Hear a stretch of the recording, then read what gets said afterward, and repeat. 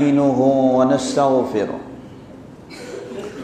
ونعوذ بالله من شرور أنفسنا ومن سيئات أعمالنا ومن يهده الله فلا مضل له ومن يضلل فلا هادي له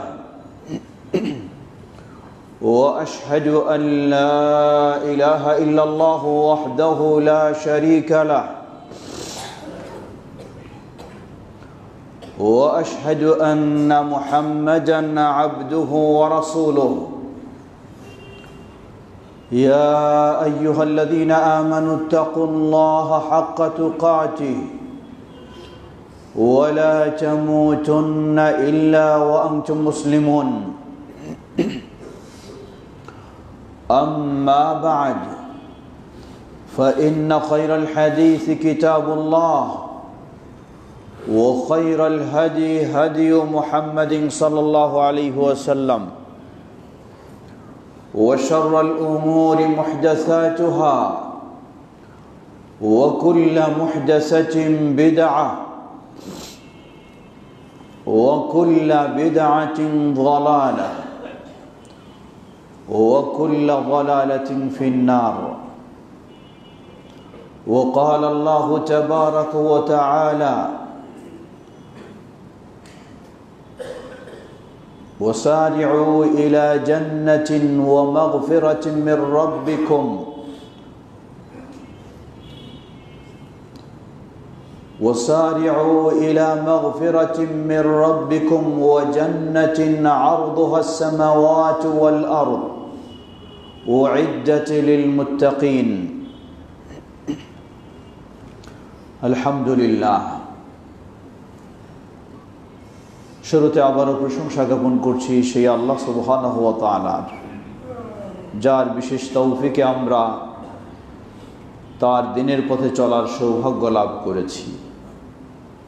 যিনি আমাদেরকে তার দিনের পথে কবুল করেছেন, তার এই প্রশংসা জ্ঞাপনার্থে বলি আলহামদুলিল্লাহ। অতঃপর অসংখ্য সালাত ও সালাম পেশ করছি প্রিয় রাসূল মুহাম্মদ সাল্লাল্লাহু আলাইহি ওয়াসাল্লাম, তাঁর আসহাবে কেরাম, আহলে বাইত, শেষ দিবস পর্যন্ত তাঁর প্রতিটি একনিষ্ঠ অনুসারীদের উপর। সমবেত মুসল্লিবৃন্দ, আল্লাহ সুবহানাহু ওয়া তাআলা আমাদেরকে নির্দেশ দেন, ওয়াসারিউ ইলা মাগফিরাতিন মির রাব্বিকুম ওয়া জান্নাতিন আরদুহা আস-সামাওয়াতু ওয়াল আরদ উইদ্দাত লিল মুত্তাকিন। ওয়াসারিউ ইলা মাগফিরাতিন মির রাব্বিকুম, তোমরা তোমাদের রবের বিশেষ ক্ষমার দিকে ধাবিত হও। ওয়া জান্নাতিন, এবং জান্নাতের দিকে ধাবিত হও।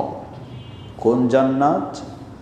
আরদুহা আস-সামাওয়াতু ওয়াল আরদ, যেই জান্নাতের পরিধি হলো সপ্ত আসমান এবং সপ্ত জমিন ব্যাপী।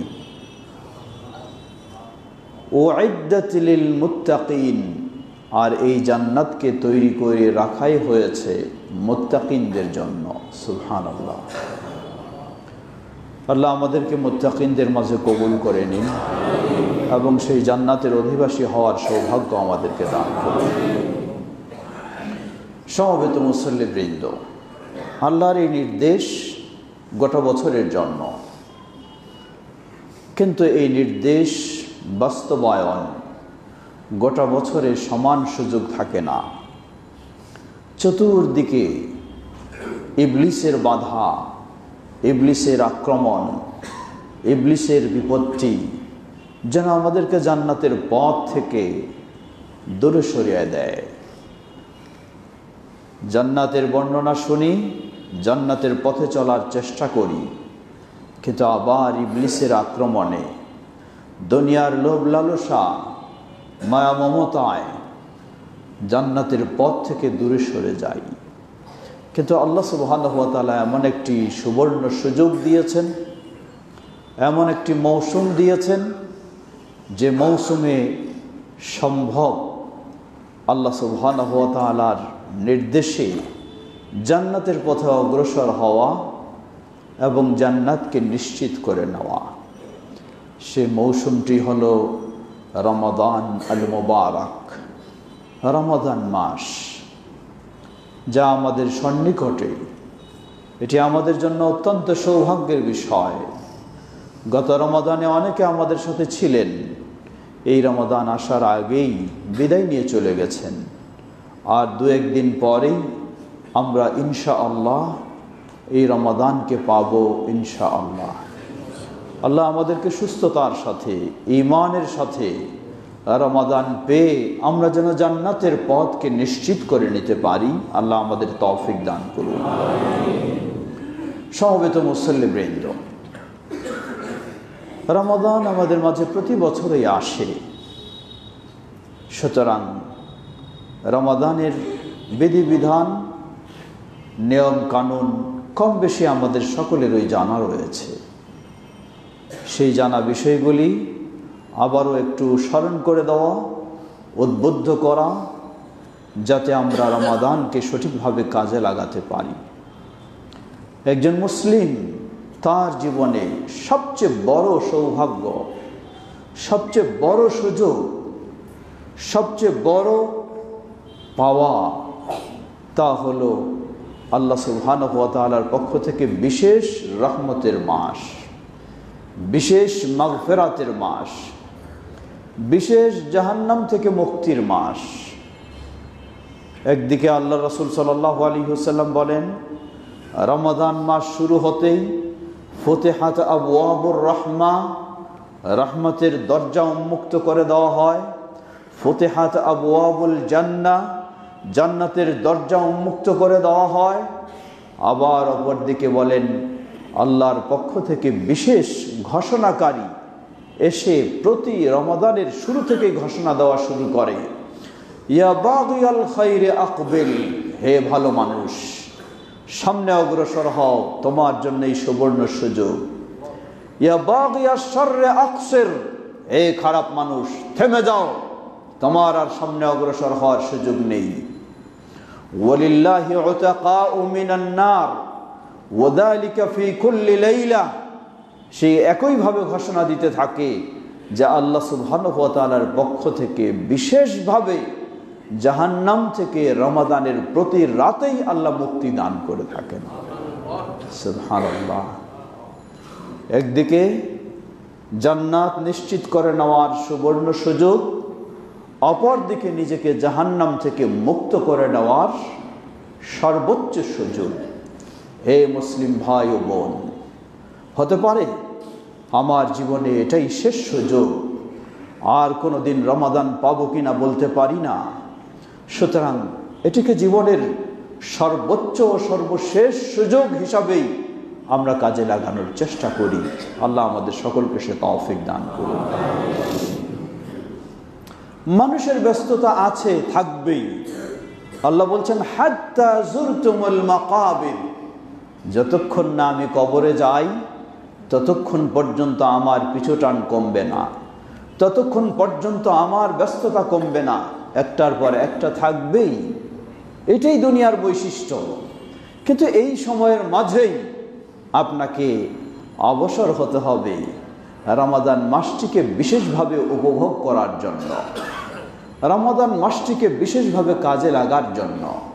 লক্ষ্য করুন, রাসূলুল্লাহ সাল্লাল্লাহু আলাইহি ওয়াসাল্লাম কত ব্যস্ত মানুষ ছিলেন, তার চেয়ে কেউ আর বেশি ব্যস্ত নয়।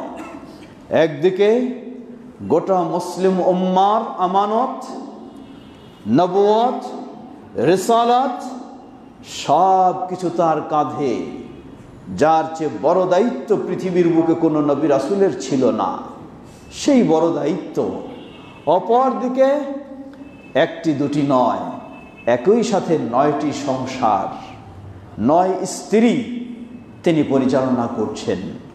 এত সব ব্যস্ততার মধ্যেও রমাদান আসলে তিনি যেন আলাদা অবসর হয়ে যেতেন। শুধু আলাদা নয়, উম্মুল মুমিনিন আয়েশা রাদিয়াল্লাহু তাআলা আনহা বলেন, বিশেষ করে রমাদানের শেষ দশক আসলে তিনি এই শেষ দশকে এত চেষ্টা করতেন, এত পরিশ্রম করতেন, যা অন্য সময় করতেন না। এমনকি শেষ দশকে তিনি ইতিকাফে বসতেন।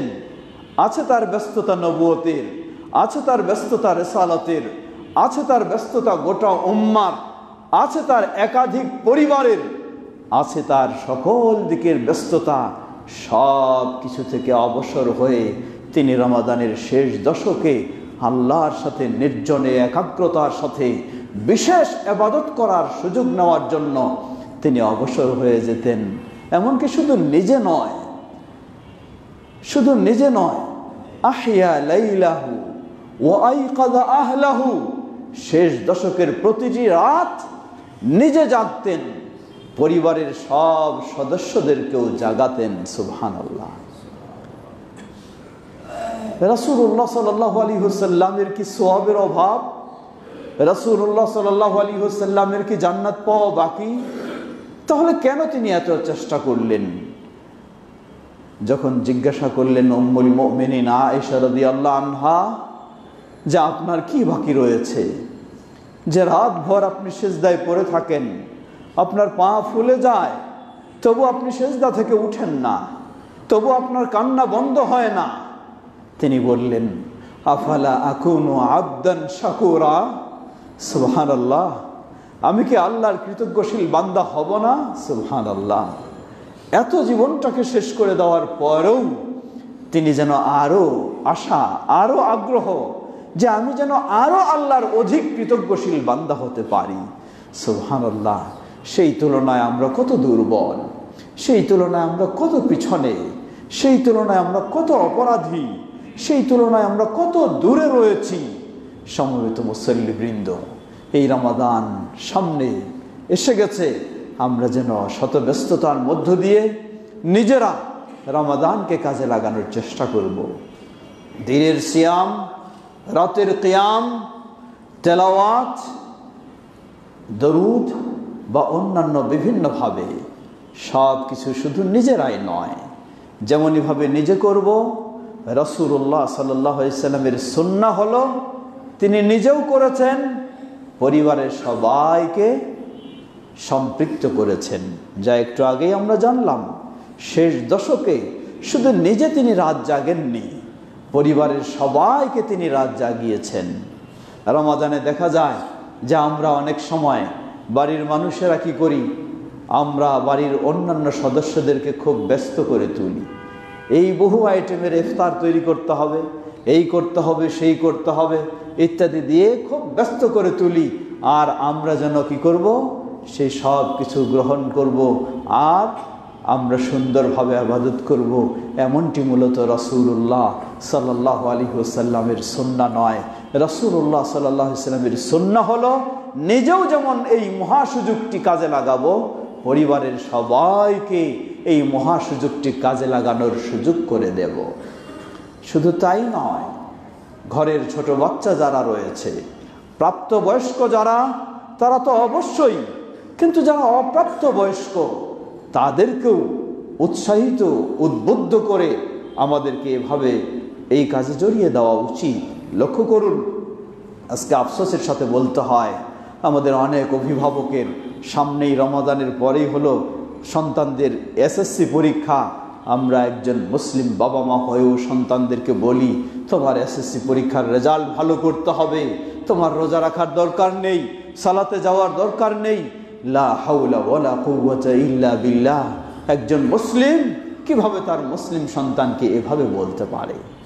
মনে রাখবেন, আপনি আপনার সন্তানকে যখন আল্লাহর আনুগত্য থেকে দূরে রাখতে চান, এই সন্তানকে আল্লাহ আপনার আনুগত্য থেকে দূরে রাখবে।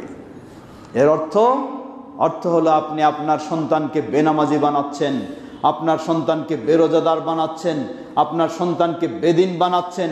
সে যতই শিক্ষিত হোক, যতই উন্নত হোক, আল্লাহ সুবহানাহু ওয়া তাআলা ওই সন্তানকে আপনারও অবাধ্য সন্তান বানিয়ে দিবেন।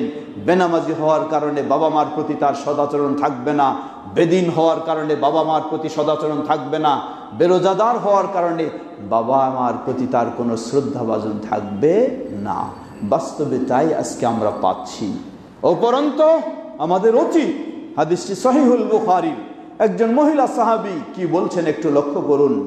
তিনি বলছেন, প্রথম হিজরি, দ্বিতীয় হিজরিতে রমাদানের সিয়াম শুরু হলো।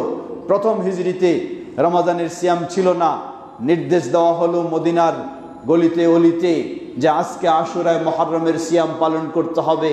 মহিলা সাহাবী তিনি বলছেন, আমরা যারা বড় মানুষ প্রাপ্তবয়স্ক আমরা তো আশুরার সিয়াম পালন করলাম, কিন্তু আমাদের ছোট বাচ্চারা যারা এখনো সেই প্রাপ্তবয়স্ক হয়নি তাদেরকে ইসলাম নির্দেশ দেয়নি, বাধ্য করেনি, কিন্তু আমরা তাদেরকে প্রশিক্ষণমূলক ব্যবস্থা নিলাম। ওই ছোট বাচ্চাদেরকেও আমরা সিয়াম রাখালাম। ছোট বাচ্চা একটু পরে খিদার জ্বালায় মায়ের কাছে এসে খাওয়া চায়। মা বললেন আমরা তাদের কাছে কিছু খেলনা হাতে তুলে দিতাম, খেলনা পেয়ে তারা খাওয়ার কথা ভুলে যেত। এভাবে আমরা ইফতার পর্যন্ত নিয়ে যেতাম। অতঃপর ইফতারের সময় তাদের সামনে আমরা খাওয়া উপস্থিত করে এভাবেই তাদেরকে সিয়াম পালনে প্রশিক্ষণ দিতাম। সুবহানাল্লাহ। সত্যি আজকে যদি আমরা আমাদের সন্তানদেরকে এই ছোট বয়স থেকে এভাবেই প্রশিক্ষণমূলক ইসলামের প্রতি উদ্বুদ্ধ করি, ইসলামী কাজে তাদেরকে গড়ে তোলার চেষ্টা করি, তাহলে নিশ্চয়ই আপনি এ সন্তানকে পাবেন দুনিয়ার বুকে আদর্শ সন্তান হিসাবে, সন্তানকে পাবেন আখিরাতেও। আপনি দুনিয়া থেকে বিদায় নিয়ে চলে যাবেন, আপনার সন্তান কোনোদিন আপনাকে ভুলবে না। আপনার সন্তান আল্লাহর কাছে কাঁদবে, বলবে রব্বির হামহুমা কামা রব্বায়ানি সগীরা। আপনি কবরে বসে এই সন্তানের দোয়ার সওয়াব আপনি পেতে থাকবেন ইনশাআল্লাহ। সমবেত মুসল্লিবৃন্দ, আসুন রমাদানকে আমরা সেভাবে কাজে লাগানোর চেষ্টা করি, নিজেদেরকে গড়ে তুলি, নিজেদের ঈমান আকীদাকে আরো সুন্দর করি, নিজেদের সন্তানদেরকে, পরিবারের সকল সদস্যদেরকে সেভাবেই এগিয়ে নেওয়ার চেষ্টা করি। আল্লাহ আমাদের সকলকে এই রমাদান সুন্দরভাবে কাজে লাগানোর তৌফিক দান করুন। ওয়া আখিরু দাওয়ানা আনিল হামদুলিল্লাহি রাব্বিল আলামিন ওয়া সাল্লাল্লাহু তাআলা আলা নবিয়িনা মুহাম্মদ ওয়া আলা আলিহি ওয়া সাহবিহি আজমাইন।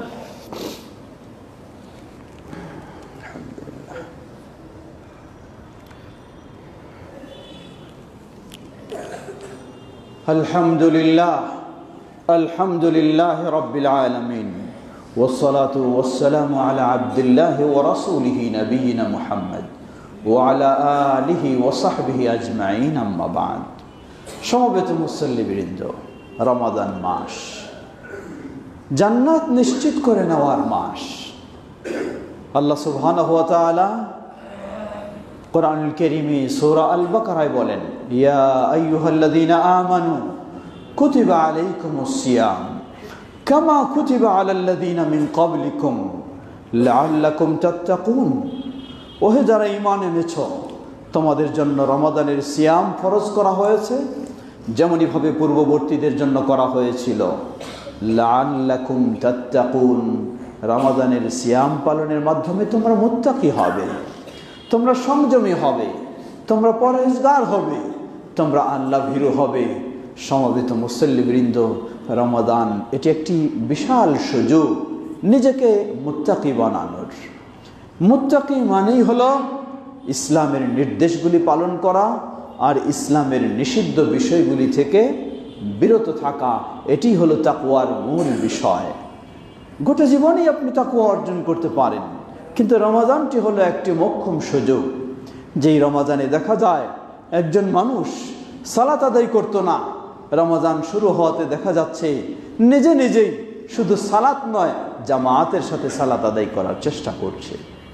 রমাদানের আগে দেখা যেত অন্যায় অশ্লীলতায় ভরে আছে, বাড়ির মানুষেরাও দেখা যায় টিভি গান বাজনা নিয়ে ব্যস্ত থাকতো, কিন্তু রমাদান শুরু হওয়াতেই ভিতরে যেন একটা আলাদা সাড়া দিচ্ছে, আলাদা নাড়া দিচ্ছে যে না, এতদিন চলেছে, এখন তো চলা সম্ভব নয়। রমাদানে সেই অশ্লীল গান বাজনা থেকেও সবাই বিরত হওয়ার চেষ্টা করে, নোংরা কাজকর্ম হারাম থেকেও সবাই বিরত থাকার চেষ্টা করে। সমবেত মুসল্লিবৃন্দ, রমাদান মাস এমন নয় শুধু রমাদানেই আল্লাহকে ভয় করব, রমাদান চলে গেলে আল্লাহর ভয় আমাদের হারিয়ে যাবে, রমাদানে শুধু জান্নাতের পথে চলবো, রমাদান চলে গেলে জান্নাতের পথ হারিয়ে ফেলবো। এমনটি তো কোনো বিবেকবান মুসলিমের হতে পারে না। বরং এই রমাদানে তার ঈমানটাকে আরো নবায়ন করে নিবে, রমাদানে তার ঈমানটাকে আরো মজবুত করে নিবে, যাতে ভবিষ্যতের জীবনটা সে আরো জান্নাতের পথে অবিচল থাকতে পারে, অটল থাকতে পারে, জান্নাতকে নিশ্চিত করে নিতে পারে। এমনই সুবর্ণ সুযোগ হলো এই রমাদান। এজন্য একদিকে তাকওয়া অর্জনের মাস, অপরদিকে প্রশিক্ষণ গ্রহণের মাস। আল্লাহ সুবহানাহু ওয়া তাআলা কোরআনুল কারীমে একাধিকভাবে বলেছেন তিলকা উইদ্দাত লিল মুত্তাকিন, ওই সেই জান্নাতকে আল্লাহ প্রস্তুত করে রেখেছেন মুত্তাকিদের জন্য। আবার আল্লাহ বলছেন মাসালুল জান্নাতিল্লাতী উইদাল মুত্তাকুন, সেই জান্নাতের বর্ণনা যেই জান্নাত মুত্তাকিনদের জন্য প্রতিশ্রুতি আল্লাহ রাব্বুল আলামিন দিয়ে রেখেছেন। সুবহানাল্লাহ। আবার আল্লাহ রাব্বুল আলামিন বলছেন ওয়া উযলিফাতিল জান্নাতু লিল মুত্তাকিন গায়রা বাঈদ, মুত্তাকিনদের জন্য জান্নাতকে খুব সন্নিকটে নিয়ে আসা হয়েছে, দূরে নয়, খুব কাছে। সুবহানাল্লাহ। আল্লাহ আমাদেরকে রমাদানে সিয়াম কিয়াম যাবতীয় ইবাদতের মাধ্যমে প্রকৃত মুত্তাকি যেন আমরা হতে পারি, সে তৌফিক আল্লাহ আমাদেরকে দান করুন। লক্ষ্য করুন কিভাবে রমাদান শিক্ষা দেয়। একজন মানুষ ধূমপান করে, একজন মানুষ জর্দা, তামাক, গুল ইত্যাদি ব্যবহার করে, তাকে যদি বলা হয় 10 মিনিটও সে অপেক্ষা করতে পারে না, তার বিলম্ব সহ্য হয় না, কিছুক্ষণ পর পরে সে সিগারেট জ্বালায়, কিন্তু ওই ব্যক্তিটাই রমাদান মাস যখন শুরু হয় 10 মিনিট নয়, 10 থেকে 12 ঘন্টা পর্যন্ত তার সিগারেটের প্রয়োজন হয় না, গোল, তামাকের, বিড়ি, জর্দার কিছুই প্রয়োজন হয় না, সবাই সে ধৈর্য ধরতে পারে। কিভাবে পারে? কি কারণে পারে? জবাব, তার ভিতরে একটি ভয় তৈরি হয় যে অন্য সময় খেয়েছি ঠিকই, কিন্তু রমাদান অবস্থায় তো, সিয়াম অবস্থায় তো এটা চলবে না। এমনকি যারা অধিকাংশ সময় সেই বিড়ি সিগারেট তারা বাথরুমে গিয়ে সেবন করে, কিন্তু রমাদান মাসেও তো পারত বাথরুমে গিয়ে আড়ালে নির্জনে বিড়ি সিগারেট খেতে, কিন্তু তাও তো করে না, কারণ ভিতরে ভয় রয়েছে। প্রকাশ্যেও আল্লাহ দেখেন, ওই টয়লেটের ভিতরেও আল্লাহ দেখবেন, এই ভয় তার ভিতরে তৈরি হয়। সেই ব্যক্তিকে বলবো, যেই আল্লাহর ভয়ে আপনি এই 10-12 ঘন্টা এই হারাম কাজটিকে আপনি বর্জন করলেন, আপনি যদি সত্যি আল্লাহকে আপনার জীবনে ভয় করেন, তাহলে আপনার পক্ষে গোটা জীবনেই এটিকে বর্জন করা সম্ভব হবে ইনশাআল্লাহ। আল্লাহ আমাদের সবাইকে সে তৌফিক দান করুন। এই বদ অভ্যাস, হারাম কাজগুলি যেন আমরা বর্জন করতে পারি। রমাদান থেকেই সেই প্রশিক্ষণ নেব। আপনি নিজেই প্রমাণ।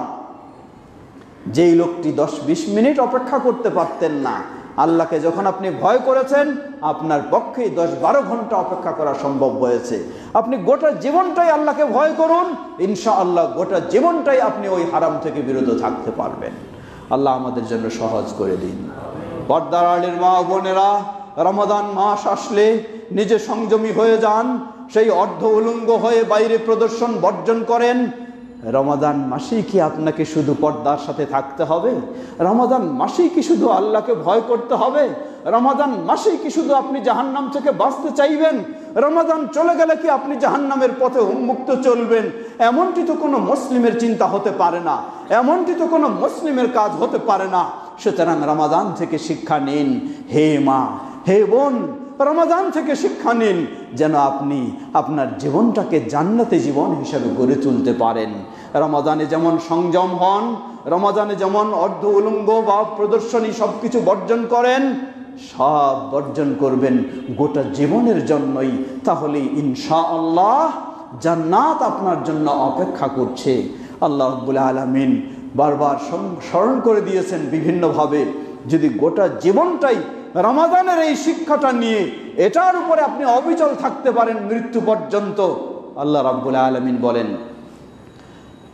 ইন্নাল্লাযীনা ক্বালু রাব্বুনাল্লাহ সুম্মা ইসতাকামু তাতানাজ্জালু আলাইহিমুল মালায়েকা আল্লা তাখাফু ওয়া লা তাহজানু وَأَبْشِرُوا بِالْجَنَّةِ الَّتِي كُنْتُمْ تُوعَدُونَ إِنَّ الَّذِينَ قَالُوا رَبُّنَا اللَّهُ, যারা এই স্বীকৃতি দিয়েছে আমাদের রব আল্লাহ, আল্লাহর এই তাওহীদকে মেনে নিয়েছে, সুম্মা ইসতাকামু, গোটা জীবনটাই ওই আল্লাহর ভয়ের উপরে প্রতিষ্ঠিত থাকে, অবিচল থাকে, এভাবেই মৃত্যু মুহূর্তে পৌঁছে যায়। তাতানাজ্জালু আলাইহিমুল মালায়েকা, তাদের কাছে আল্লাহর বিশেষ ফেরেশতাগণ এসে যান মৃত্যু মুহূর্তে। এসে আল্লাহর ফেরেশতাগণ সুসংবাদ দেন, আল্লাহ তাখাফু, গোটা জীবন তুমি ন্যায়ের পথে ছিলে, গোটা জীবন তুমি আল্লাহকে ভয় করে চলেছো, গোটা জীবন তুমি তাওহীদের পথে ছিলে, গোটা জীবন তুমি হকের উপরে ছিলে, গোটা জীবন তুমি অন্যায় থেকে বিরত ছিলে। আল্লাহ তাখাফু, তোমার কোনো ভয়, তোমাদের কোনো ভয় নেই। ওয়ালা তাহজানু, তোমাদের কোনো দুশ্চিন্তার কারণ নেই। ওয়া আবশিরু বিল জান্নাহ, এই জীবদ্দশায় মৃত্যুর পূর্বেই তুমি জান্নাতের সুসংবাদ নিয়ে নাও, তোমার জন্য জান্নাত আল্লাহর অপেক্ষা করছে। সুবহানাল্লাহ। আমরা যেন রমাদানেই সেভাবেই নিজেদেরকে গড়ে তুলতে পারি, গোটা জীবনটা এইভাবে জান্নাতের পথে আমরা প্রস্তুত করে রাখতে পারি। দুনিয়া আপনার কতদিন, ক্ষমতা আপনার কতদিন, সম্পদ আপনার কতদিন, সব চোখের সামনে দেখছি, কত ক্ষমতা, কত পাওয়ার, আল্লাহু আকবার। আবার দেখা যায় নিজের বাড়ি ছেড়েও বিতাড়িত হতে হচ্ছে। সব মালিক তো হলেন একমাত্র আল্লাহ সুবহানাহু ওয়া তাআলা। সব কিছুর ক্ষমতা হলো একমাত্র আল্লাহ সুবহানাহু ওয়া তাআলা। তিনি আপনাকে সম্মান দিতে পারেন যদি তাকে আপনি ভয় করে চলেন, তিনি আপনাকে স্থান দিতে পারেন যদি আপনি তাকে সন্তুষ্ট করে চলেন। দুনিয়ার সম্পদ, দুনিয়ার ক্ষমতা তো কিছুই নয় জান্নাতের তুলনায়। ফিরে আসি, একটু অগ্রসর হওয়ার চেষ্টা করি সেই জান্নাতের পথে।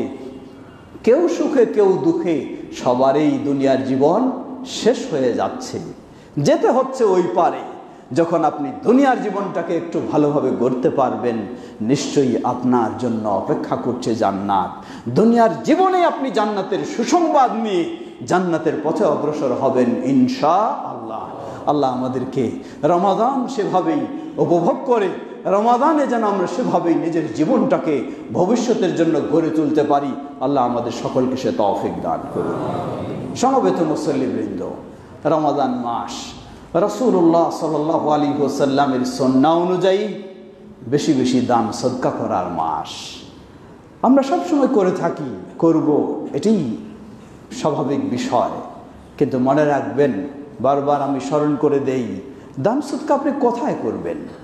অসহায় দরিদ্র ব্যক্তিদেরকে তো অবশ্যই করবেন, কিন্তু প্রাতিষ্ঠানিক দান সদকা করতে হলে কোনো মসজিদে বা কোনো মাদ্রাসায় আপনাকে অবশ্যই মনে রাখতে হবে এই মসজিদ ও মাদ্রাসা শিরক বিদআত মুক্ত কিনা। যদি মুক্ত না হয় তাহলে সেখানে কোনোভাবে সহযোগিতা করা আপনার জায়েজ নেই।